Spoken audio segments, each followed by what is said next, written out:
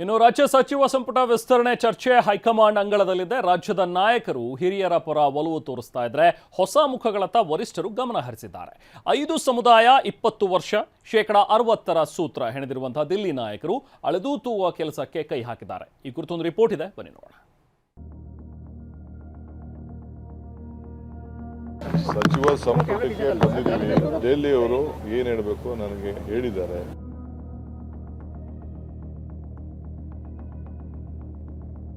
ಅವ್ರದ್ದು ಇದೆ, ಹೊಸಬ್ರಿಗೆ ಕೊಡಬೇಕಂತ ಒಂದು ಆಸೆ ಇದೆ ಅವರಿಗೆ. ಒಂದು ಹೊಸ ಮುಖಕ್ಕೆ ಅವಕಾಶ ಕೊಟ್ಟು ನೋಡಿ. ಹೊಸ ಲೀಡರ್ಶಿಪ್ ಬರ್ತೈತೆ, ಸೊ ಪಾರ್ಟಿಗೆ ಅಸೆಟ್ ಆಗ್ತಾರೆ. 20 ವರ್ಷ, 5 ಸಮುದಾಯ, 60% ಪ್ರಮಾಣ. ಇದು ಸಂಪುಟ ವಿಸ್ತರಣೆಗೆ ಹೈಕಮಾಂಡ್ ಹೆಣೆದಿರುವ ಸೂತ್ರ.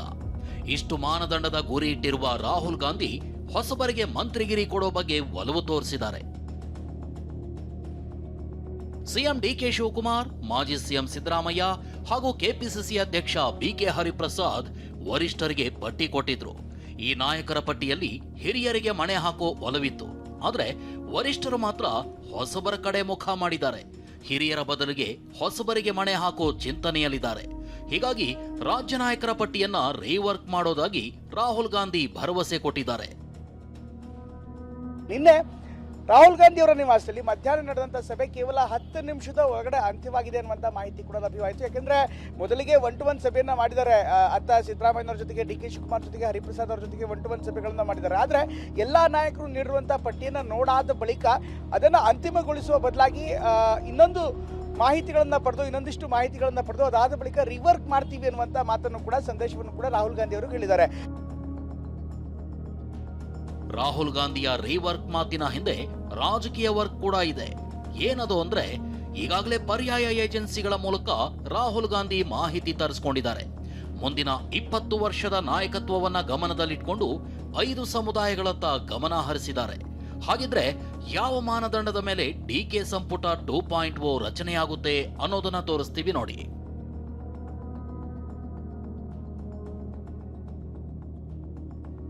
ಹೈಕಮಾಂಡ್ ನಾಯಕರು 60% ಹೊಸಬರಿಗೆ ಅವಕಾಶ ನೀಡಲು ನಿರ್ಧರಿಸಿದ್ದಾರೆ. ಎಸ್ಸಿ ಎಸ್ಟಿ ಹಾಗೂ ಒಬಿಸಿಗೂ ಹೆಚ್ಚಿನ ಪ್ರಾಶಸ್ತ್ಯ ನೀಡೋ ಬಗ್ಗೆ ಚರ್ಚೆ ನಡೆದಿದೆ. ನಿನ್ನೆ ಕೆಸಿ ವೇಣುಗೋಪಾಲ್ ಜೊತೆಗಿನ ಸಭೆಯಲ್ಲಿ ಇದೇ ಮಾತುಕತೆ ನಡೆದಿದೆ. ಈ ಮಾನದಂಡ ಆಧರಿಸಿ ನಾಯಕರು ಪಟ್ಟಿ ಸಿದ್ಧಪಡಿಸಲಿದ್ದಾರೆ.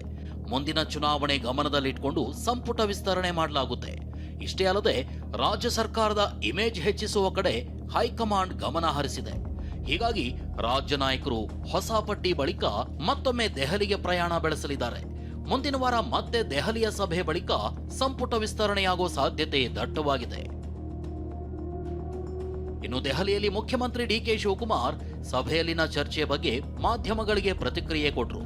ವರಿಷ್ಠರು ಏನ್ ಹೇಳಬೇಕೋ ಅದನ್ನು ಹೇಳಿದ್ದಾರೆ ಅಂದ್ರು. ಈ ಮೂಲಕ ಸಭೆಯೊಳಗಿನ ಗುಟ್ಟನ್ನ ಗುಟ್ಟಾಗೆ ಇಟ್ಟು ಮಾತು ಮುಗಿಸಿದ್ರು. ಸಚಿವ ಸಂಪುಟಕ್ಕೆ ಬಂದಿದ್ದೀವಿ, ಚರ್ಚೆ ಮಾಡಿದ್ದೀವಿ. ದೆಹಲಿಯವರು ಏನು ಹೇಳಬೇಕು ನನಗೆ ಹೇಳಿದ್ದಾರೆ. ಇವತ್ತು ಖರ್ಗೆ ಸಾಹೇಬರು ಇಲ್ಲ, ಅವರು ನಾಳೆ ಬರ್ತಾರೆ. ಬಂದ ಮೇಲೆ ಏನು ತೀರ್ಮಾನ ಮಾಡ್ತಾರೆ, ಹೈಕಮಾಂಡ್ ಏನು ಮಾಡ್ತಾರೆ, ನಾವೆಲ್ಲ ನಮ್ಮ ಅಭಿಪ್ರಾಯಗಳನ್ನೆಲ್ಲ ತಿಳಿಸಿದ್ದೀವಿ. ಅವರೇನು ಮಾರ್ಗದರ್ಶನ ಕೊಡಬೇಕು ಕೊಟ್ಟಿದ್ದಾರೆ. ಅವ್ರು ಯಾವಾಗ ಹೇಳ್ತಾರೋ ನಾನು ಸಿದ್ಧತೆ ಮಾಡ್ಕೊಂಡಿದ್ದೀನಿ. ಆದ್ರೆ ಸಚಿವ ಸತೀಶ್ ಜಾರಕಿಹೊಳಿ ಹೈಕಮಾಂಡ್ ನಾಯಕರ ಆಸೆ ಬಗ್ಗೆ ಹೇಳಿಕೆ ಕೊಟ್ರು. ಹೊಸಬರಿಗೆ ಮಣೆ ಹಾಕಬೇಕು ಅನ್ನೋದು ಅವರ ಅಭಿಲಾಷೆ ಅಂದ್ರು. ಸಾಲದಕ್ಕೆ ಹೊಸ ಮುಖಗಳಿಗೆ ಮಣೆ ಹಾಕಿದ್ರೆ ಒಳ್ಳೇದಾಗುತ್ತೆ ಅಂತ ಹೇಳಿದ್ರು. ಅವ್ರದ್ದು ಇದೆ, ಹೊಸಬ್ರಿಗೆ ಕೊಡಬೇಕಂತ ಒಂದು ಆಸೆ ಇದೆ ಅವರಿಗೆ. ಉಳಿದ್ರಿಂದ ಒಳ್ಳೇದು, ಯಾಕಂದ್ರೆ ಹೊಸ ಲೀಡರ್ಶಿಪ್ ಬರ್ತೈತೆ, ಸೊ ಪಾರ್ಟಿಗೆ ಅಸೆಟ್ ಆಗ್ತಾರೆ. ಹೊಸಬ್ರು ಕೆಪಾಸಿಟಿ ಇದ್ರೆ ಅಂತನೂ ಇಂಡಕ್ಟ್ ಮಾಡ್ಬೇಕು. ಯಾಕಂದ್ರೆ 1ನೇ ಹಂತ ಪ್ರಾರಂಭ ಆಗಿದೆ ಚರ್ಚೆ, 2ನೇ ಹಂತದಲ್ಲಿ ಇನ್ನೊಂದು ಚರ್ಚೆ ಅಂತ ಇನ್ನೊಂದು ಆಗಲೇಬೇಕು. ಇನ್ನೂ ಚರ್ಚೆ ಆಗಲೇಬೇಕು. ಆದಷ್ಟು ಬೇಗ ಮಾಡ್ತಾರೆ. ಸೊ ಮಾಡೋದು ಒಳ್ಳೇದು ರಾಜ್ಯದ ಹಿತದೃಷ್ಟಿಯಿಂದ. ಸೊ ಕಾದ್ ನೋಡೋಣ. ಹೊಸಬರಿಗೆ ಮಂತ್ರಿಗಿರಿ ಸಿಗುತ್ತೆ ಅನ್ನೋ ಮಾತು ರಾಜಕೀಯದಲ್ಲಿ ಹರಿದಾಡಿದ್ದೇ ತಡ. ಶಾಸಕರು ಅಲರ್ಟ್ ಆಗಿದ್ದಾರೆ. ಹೊಸ ಮುಖಗಳಿಗೆ ಅವಕಾಶ ಕೊಟ್ಟು ನೋಡಿ ಅಂತ ಪಟ್ಟು ಹಿಡಿದಿದ್ದಾರೆ. ಮಾಡಿದೆ ಹೈಕಮಾಂಡ್ ಹತ್ರ ಪೂರ್ಣ ಪ್ರಮಾಣದಲ್ಲಿ ಮನವಿ ಮಾಡಿದ್ದೀನಿ. ನನ್ನ ಮೇಲೆ ಒಂದು ನಂಬಿಕೆ ಇಡಿ. ನೀವು ಅವಕಾಶ ಕೊಟ್ಟರಲ್ವಾ, ನನಗೊಂದು ಕೆಲಸ ಮಾಡೋಕ್ಕೆ ಗೊತ್ತಾಗೋದು. ಒಂದು ಹೊಸ ಮುಖಕ್ಕೆ ಅವಕಾಶ ಕೊಟ್ಟು ನೋಡಿ. ಒಂದು ಹೊಸ ಮುಖಕ್ಕೆ ಅವಕಾಶ ಕೊಟ್ಟರಲ್ವಾ, ಅವ್ರ ತಲೆ ಒಳಗಡೆ ಇರೋದು ಬರೆದು ಪ್ರೆಸೆಂಟ್ ಮಾಡೋದು. ಅವಕಾಶ ಸಿಕ್ಕಲಿ ನಮಗೂ. ಮೈಸೂರು ಭಾಗಕ್ಕೆ ಇನ್ನೊಂದು ಕೊಡಬೇಕು ಅಂತ ಅನ್ನೋದು ನಮ್ಮೆಲ್ರಿಗೂ ಆಸೆ. ಅದನ್ನು ಯಾರು ಕೊಡ್ತದೆ ಹೈಕಮಾಂಡ್ ತೀರ್ಮಾನ ಮಾಡಿ ಕೊಡಲೇಬೇಕು ಮೈಸೂರಿಗೆ ಅಂತ ಅನ್ನೋದು ನಮ್ಮ ಅನಿಸಿಕೆ. ಯಾಕೆಂದರೆ ಮೈಸೂರು ದೊಡ್ಡ ಜಿಲ್ಲೆ. ಸದ್ಯ ಸಚಿವ ಸಂಪುಟ ಕಸರತ್ತು ಮುಂದಿನ ವಾರಕ್ಕೆ ಮುಂದೂಡಿಕೆಯಾಗಿದೆ. ಇಂದು ರಾತ್ರಿಯೇ ಮುಖ್ಯಮಂತ್ರಿ ಡಿಕೆ ಶಿವಕುಮಾರ್ ಬೆಂಗಳೂರಿಗೆ ವಾಪಸ್ ಆಗಲಿದ್ದಾರೆ. ಮುಂದಿನ ವಾರ ಮತ್ತೊಂದು ಹಂತದ ಚರ್ಚೆ ನಡೆಯೋದು ಬಹುತೇಕ ಖಚಿತ. ಪ್ರಮೋದ್ ಜೊತೆ ಪ್ರಸನ್ನ, TV9 ಬೆಂಗಳೂರು. ಈ ಬಗ್ಗೆ ಮತ್ತಷ್ಟು ಡೀಟೇಲ್ಸ್ ಪಡೆಯೋಣ. ನಾವು ಪ್ರತಿನಿಧಿ ಪ್ರಸನ್ನ ನಮ್ಮ ಜೊತೆಗೆ ಜಾಯ್ನ್ ಆಗಿದ್ದಾರೆ. ಪ್ರಸನ್ನ, ಈಗ ರಾಜ್ಯದ ನಾಯಕರ ಮನಸ್ಸಿನಲ್ಲೇ ಇರುವಂತಹ ಒಂದು ಬೇರೆ ವಿಚಾರಗಳು, ಇವರು ಹೆಣೆದಿರುವಂತಹ ಒಂದು ಸೂತ್ರ ಏನು? ಈಗ ಹೈಕಮಾಂಡ್ ಯಾವ ರೀತಿಯಾದಂತಹ ಒಂದು ಸೂತ್ರ, ಏನಿದು 60-40 ಅನ್ನುವಂಥ ಒಂದು ಸೂತ್ರ ಹೆಣೆದಿರುವಂಥದ್ದು ಒಂದು ವಿಚಾರ. ಜೊತೆಗೆ ಬಹುಶಃ ಈ ವೀಕಲ್ ಅಂತೂ ಇದು ಮುಗಿಯೋ ಲಕ್ಷಣಗಳೇನು ಕಾಣಿಸ್ತಾ ಇಲ್ಲ. ಆಲ್ರೆಡಿ ಇವತ್ತು ಫ್ರೈಡೆ, ಬಹುಶಃ ಇದು ಮುಂದಿನ ವಾರವೂ ಕೂಡ ಎಕ್ಸ್ಟೆಂಡ್ ಆಗುತ್ತೆ ಈ ಪ್ರಹಸನ ಅನ್ನುವಂಥದ್ರ ಬಗ್ಗೆ ಈಗ ಸಿಗ್ತಾ ಇರುವಂತಹ ಒಂದು ಮಾಹಿತಿ. ಏನು ಹೇಳ್ತೀರಿ ಪ್ರಸನ್ನ? ರೆಹಮಾನ್, ಸಚಿವ ಸಂಪುಟ ವಿಸ್ತರಣೆ ಅನ್ನುವಂಥದ್ದು ಬಹುತೇಕ ಒಂದೆರಡು ದಿನಗಳಲ್ಲಿ ಮುಗಿಯುವಂತಹ ಲಕ್ಷಣಗಳು ಕಾಣಿಸ್ತಾ ಇಲ್ಲ. ಯಾಕೆಂದ್ರೆ ಎಐಸಿಸಿ ಅಧ್ಯಕ್ಷ ಮಲ್ಲಿಕಾರ್ಜುನ್ ಖರ್ಗೆ ಅವರು ಯಾವಾಗ ಬೆಂಗಳೂರಿಗೆ ಬಂದ್ರು ಆ ಎಲ್ಲ ಸಭೆಗಳು ಕೂಡ ಕೇವಲ ಚುಟುಕು ಸಭೆಗಳಾಯಿತು. ಕೆ.ಸಿ. ವೇಣುಗೋಪಾಲ್ ಅವರ ನಿವಾಸದಲ್ಲಿ ನಡೆದಂತಹ ಸಭೆಯಲ್ಲೂ ಕೂಡ ಒಂದು ಸ್ಥೂಲವಾದಂತ ಚರ್ಚೆ ಆಗಿದೆ ಹೊರತು ಒಂದು ಅಂತಿಮವಾದಂತ ಸ್ವರೂಪಕ್ಕೆ ಬರೋದಕ್ಕೆ ಸಾಧ್ಯವೇ ಆಗಿಲ್ಲ. ಕಾರಣ, ರಾಜ್ಯ ನಾಯಕರು ಹಳೆಯ ಫಾರ್ಮುಲಾವನ್ನ ಇಟ್ಕೊಂಡು ಹೈಕಮಾಂಡ್ನ ಮುಂದೆ ಹೋಗಿದ್ರು. ಆದ್ರೆ ಹೈಕಮಾಂಡ್ ನಾಯಕರು ಒಂದು ಹೊಸ ಸೂತ್ರದ ಬಗ್ಗೆ ಚರ್ಚೆಯನ್ನ ನಡೆಸಿದ್ದಾರೆ ಮತ್ತು ಮುಂಬರುವಂತಹ ಚುನಾವಣೆಯನ್ನ ದೃಷ್ಟಿಯಲ್ಲಿ ಇಟ್ಕೊಂಡು ಏನು ಬದಲಾವಣೆಗಳನ್ನ ಮಾಡಬೇಕು ಅಂತ ಹೇಳಿ ರಾಹುಲ್ ಗಾಂಧಿ ಅವರು ಸೂಚ್ಯವಾಗಿ ಸಿದ್ದರಾಮಯ್ಯ, ಡಿ.ಕೆ. ಶಿವಕುಮಾರ್ ಮತ್ತು ಬಿ.ಕೆ. ಹರಿಪ್ರಸಾದ್ ಅವರಿಗೆ ಸೂಚನೆಯನ್ನ ಕೊಟ್ಟಿದ್ದಾರೆ.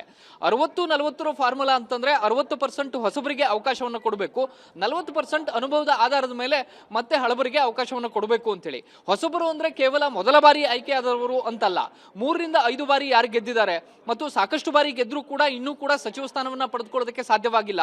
ಕಳೆದ ಹಲವಾರು ಕಾಂಗ್ರೆಸ್ ಸರ್ಕಾರ ಬಂದಾಗ್ಲೂ ಕೂಡ ಗೆದ್ದಂತವರು ಇನ್ನೂ ಕೂಡ ಸಚಿವರಾಗಿಲ್ಲ. ಅಂತವರಿಗೆ ಒಂದು ಅವಕಾಶವನ್ನು ಕೊಡಬೇಕು ಅನ್ನುವಂಥದ್ದನ್ನ ರಾಹುಲ್ ಗಾಂಧಿ ಅವರು ವ್ಯಕ್ತಪಡಿಸಿರುವಂತಹ ಅಭಿಪ್ರಾಯ.